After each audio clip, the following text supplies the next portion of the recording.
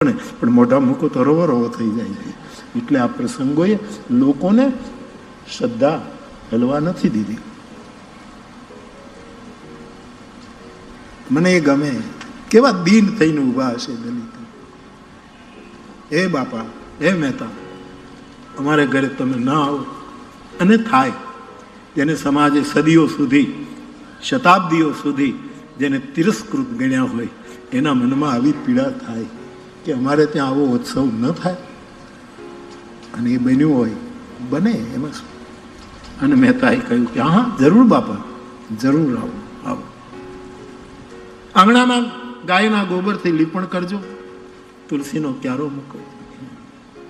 જેમ કોઈ કલાકાર કોઈ જગ્યાએ જાય, પોતાનું પ્રોગ્રામમાં પદ કહે ને ભાઈ સ્ટેજ આવવું જોઈએ, માઇક અમારી સિસ્ટમ હોવી જોઈએ, ફલાણું આવું હોવું જોઈએ, ફલાણું આવું જોઈએ. આણે આટલું જ કીધું, ગોબરથી લીપી દેજો તુલસીનો ક્યારો, અને જે કાંઈ તેલ હોય, ઘી હોય, એક દીવો તુલસીને ક્યારે કરજો, અને ટાણું થશે, મેં તો તમારે આંગણે આવશે. ને ગયો. અને સુભાષભાઈ એ વખતે એણે જે કીર્તન કર્યું ત્યાં દલિત સમાજની વચ્ચે, અને દલિત સમાજના ભાઈ બહેનોએ જ્યારે રાસ લીધો હશે, મેં તો વચ્ચે છે, એ રાસ મહેતાએ અહીંયા જોયો હશે ને એના કરતા ઉત્તમ રાસ હતો. એના કરતા શ્રેષ્ઠ. બધા રડતા રડતા રાસ લીધા હતા, રોતા રોતા. ધન્ય.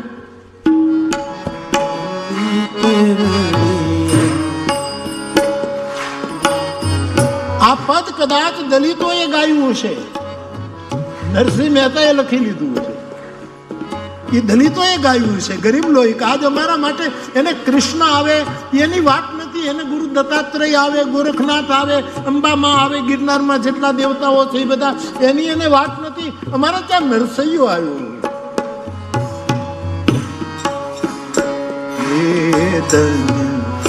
આજની ઘડી તે રળિયા ગાવ, આજની ઘડી તે રળિયા, એ ધન્ય આજની ઘડી તે રળિયા, આજની ઘડી તે રળિયા. એ જી મારો વાલોજી આવ્યાની વધામણી વાલોજી આવ્યાની વધામણી. ધન્ય આજની ઘડી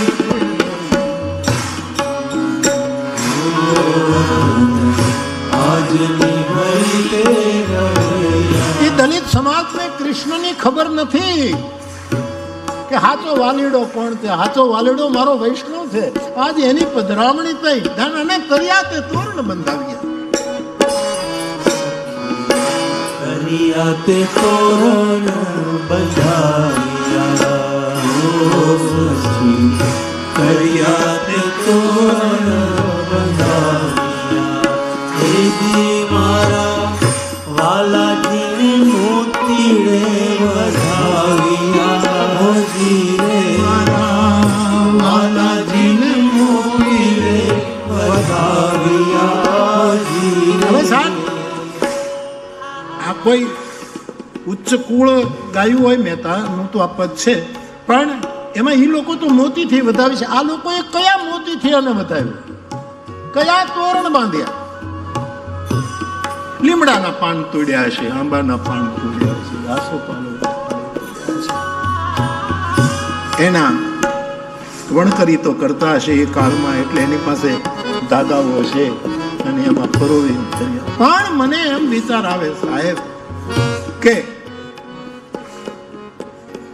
મોતીડે વધાવ્યા, મોતી કયા?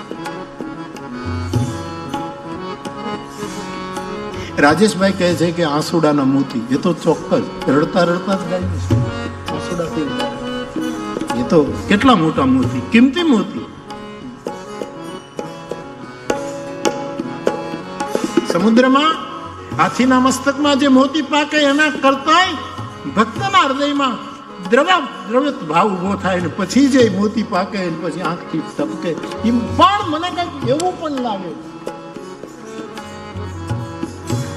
હવે નરસિંહ મહેતાએ કીધું કે તમે ગારની ગોરમટી લીપી નાખજો. સાંજે હું આવ્યો, બરાબર. અને ગામડામાં જેની માયુએ પોતાના આંગણામાં અઠવાડિયે ગાર કરી હોય અને બધાને ખબર છે કે 2-3 કલાકે ગાર સુકાઈ જાય પછી હાવણું લઈને આપણે વાળીએ એટલે એની જેની કણક હોય ને એના જોર મને એમ લાગે છે કે ગાયના જે નાના વાળેલા ખાય એ લઈ બધા વાલીડા ને મોતી રે વધાવ્યા વાલીડા ને મોતી રે વધાવ્યા ધાન્ય આજની ઘડી તે આજની ઘડી તે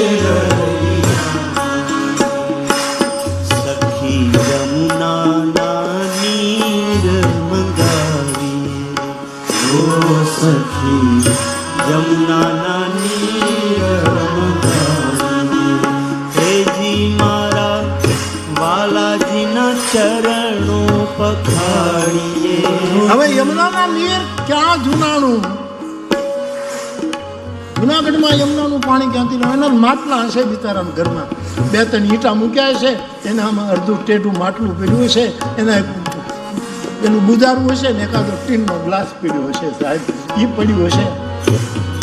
પણ આપણે કોઈ પણ જળમાં મંત્રો બોલ્યા પછી સન્નિધિમ કરું, મંત્રો બોલીએ અને કોઈ પણ જળમાં આપણે યમુના કે તીર્થના જળનો સંકલ્પ કરી શકીએ છીએ.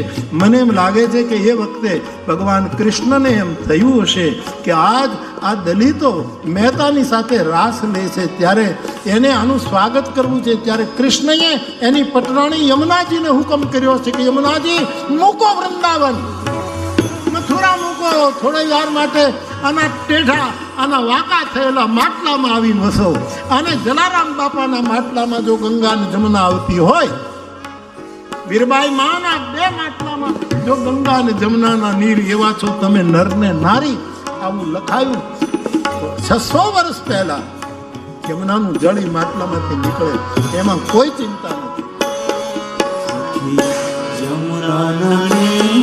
આ એક વિનંતી, આ બધા ઊભા થઈ ગયા છે, બેસતા નહીં તો આખો માંડવો ઊભો થશે ને પછી મુશ્કેલ.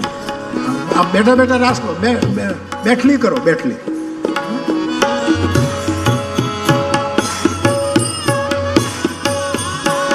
આમાં શું છે કે તમને તો ભાવ છે, ઉર્મી છે એટલે તમે ઊભા થો. નહીંતર ઘણા તો એટલા માટે ઊભા થાય કે બધા ઊભા થાય ને એટલે આ લોકો વિડીયો પહેરવે એટલે એના ઘરે જે બધા જોતા હોય ને એને એ દેખાય એટલે રાજી થાય કે હા આપણો જણ રાસ લે છે. એ એવું પણ હોય છે. આપણો માણસ એમ તમારે દ્વારકા બાજુથી જે અમુક બધી કથામાં હોય, બધી કથામાં એટલે એ અમારે કહીએ એટલે ઊભા થાય. મેં કીધું તમે ફોન બોન રાખો તો ઘરે ખબર આપવા માટે કે ઉતારો બરાબર છે જમવાનો? તો કે ના બાપુ અમે રાખીએ પણ ઘરે ફોન છે અને અમે રાખીએ છીએ. શું કે પછી તમે કીર્તન કરાવો ને એટલે અમે કહીને આવીએ. કીર્તન કરાવશે ત્યારે હું ઊભો થઈશ અને હું ડાબી બાજુ બેઠો હોઈશ. હું બધું આ લોકો આખો નકશો આપી દે એને કે હું ક્યાં બેઠો હોઈશ ને હવની પહેલાં હું ઊભો થઈશ ત્યારે સમજવાનું કે આ ઈ છે. પછી આ એને ફોન કરે જોયે એટલે ઓલા રાજી થાય કે ના હાજા હરવા છે, વાંધો નથી, ઠેકડા મારે છે, કૂદે છે, કોઈ તકલીફ વાળવું નથી, આનંદી છે. પણ આપનો ઉત્સાહ મારે તોડવો નથી. પણ બધા જો ઊભા થઈ જશે તો પછી આ બધાને પાછું ભેગું કરવું બહુ મુશ્કેલ. ખેડૂતોને ખબર હોય બાજરો લણ્યા પછી ખળામાં કેમ ભેગું કરવું, એ બધું જે ભેગું કરવું ને એક બાજુ વાયુ વાતો હોય ને બધું આમથી આમ ઉડતું હોય એ બાજરાને જે આખો ભેગો કરવો એનો મારે આ બાજરો જે મારે ભેગો કરવો ને એ પછી એટલે તમે બેઠલો રાસલો. હલો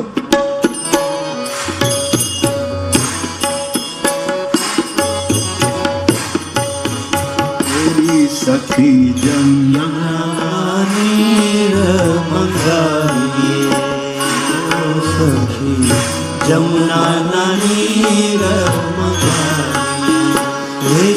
મારા વાલાના ચરણો પખાડીએ, હોજીએ મારા વાલાજીના ચરણો પખાડીએ. આજ આજની ઘડી તે રડિયાની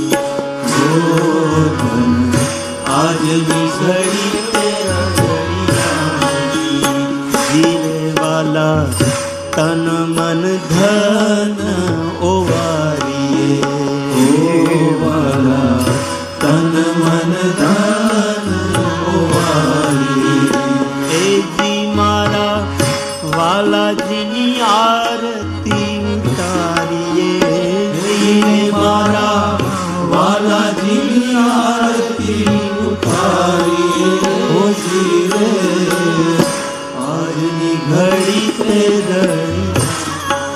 સાહેબ આ 600 વર્ષ પહેલાની વાત, હું મારી વાત કરું તો અમારા ઘરમાં ઘી નહોતું, વાટું છે નહીં કરવી, આરતી ક્યાં કરવી? આ લોકોએ આરતી કેમ કરીએ છે? એ નરસૈયો જ્યારે કરતાલ લઈને નાચ્યો છે ત્યારે એની આંખો એના તરફ આમ જાય.